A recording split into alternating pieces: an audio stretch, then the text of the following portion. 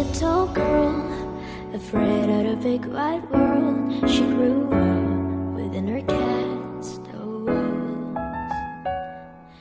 Now and then she tried to run, and then on the night with the setting sun. Assalamualaikum warahmatullahi wabarakatuh. Perkenalkan, saya Nurul Latifah dari Prodi Tasawuf dan Psikoterapi. Asal saya dari Pati. Saya di sini berperan sebagai penulis dalam sebuah video konseling untuk makul psikoterapi. Assalamualaikum warahmatullahi wabarakatuh. Perkenalkan, nama saya Ahmad. Saya dari jurusan Usuluddin, Prodi Tasawuf dan Psikoterapi. Asal saya dari Jombang. Saya di sini berperan sebagai konselor.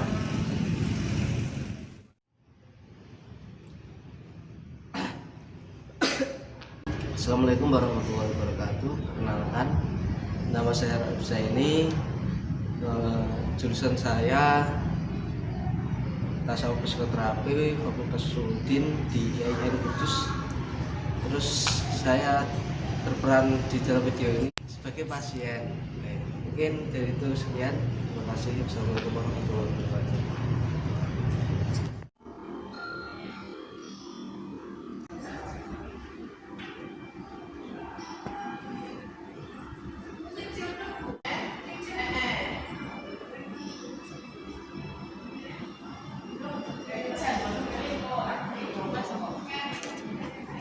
Keluarga.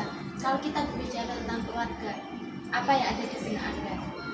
Keluarga adalah rumah ternyaman bagi kita, dan keluarga adalah lembaga pendidikan pertama bagi anak.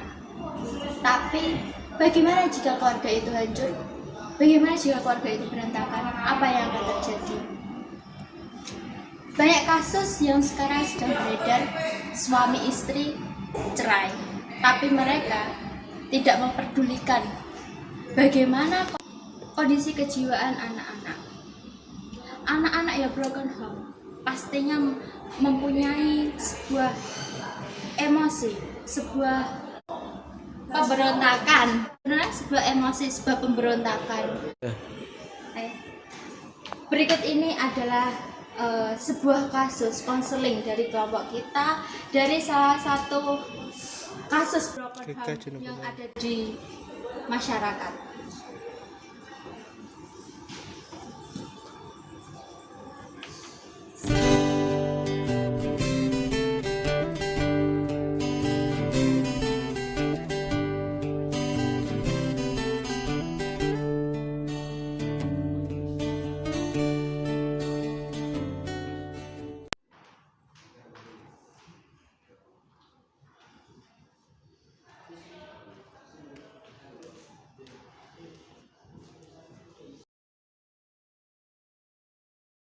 Silakan duduk, Mas.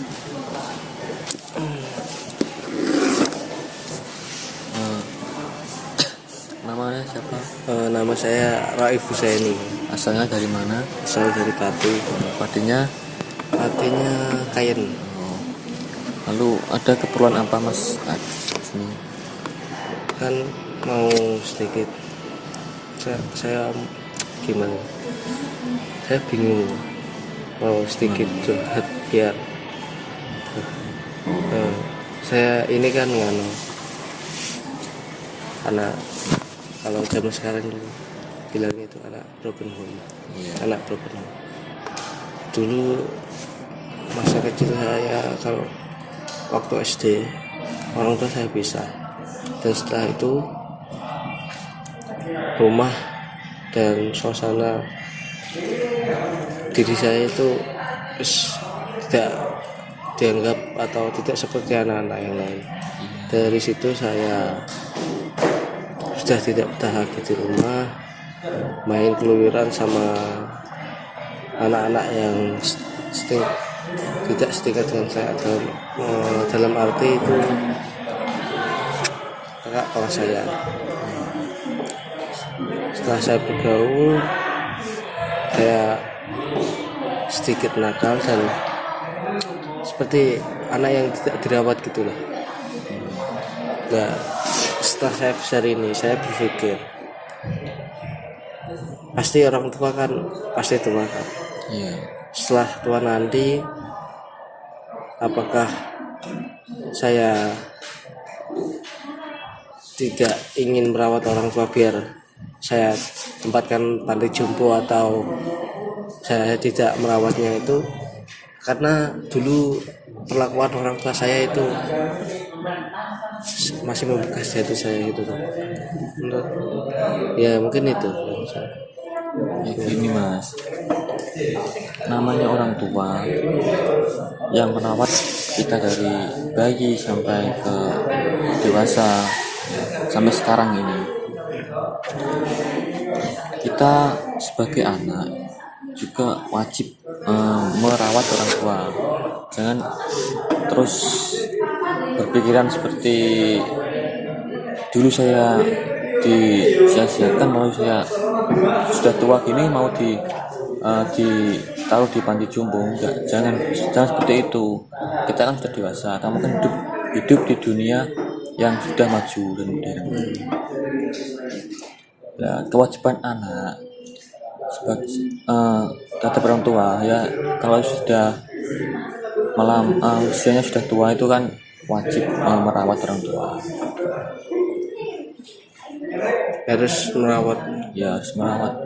Kan hati saya itu kurang, kalau seperti itu kan hati saya kurang ikhlas, kurang gimana gitu, Gimana? kurang tabah menjalani, kurang ikhlas. Itu caranya gimana? Kalau hati pengen ikhlas dan tabah menjalani semuanya itu ya. Nah, Mas kan orang Islam. Islam mengajarkan kita agar hati kita tenang dan bisa ikhlas. Nah, Mas melakukan sholat yang pertama, sholat taubat ya, sholat taubat agar hati bisa tenang, dan kemudian ada zikir